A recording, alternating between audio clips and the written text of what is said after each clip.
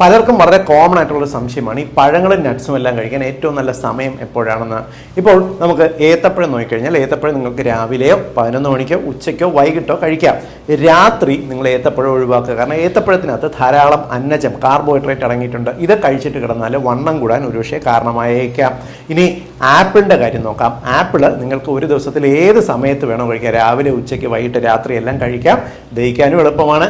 ശരീരത്തിന് കുടലിനൊക്കെ നല്ലതാണ്. കോൺസ്റ്റിപ്പേഷനൊക്കെ മാറാൻ സഹായിക്കും. ഇനി ടൊമാറ്റോ നോക്കിക്കഴിഞ്ഞാൽ ടൊമാറ്റോ ഒന്നുകിൽ രാവിലെയോ ഇല്ലെങ്കിൽ ഉച്ചയ്ക്കോ കഴിക്കാം.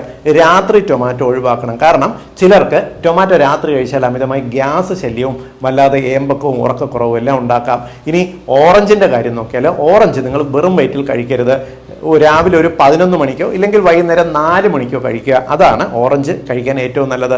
ഇനി നട്ട്സിൻ്റെ കാര്യം നോക്കാം.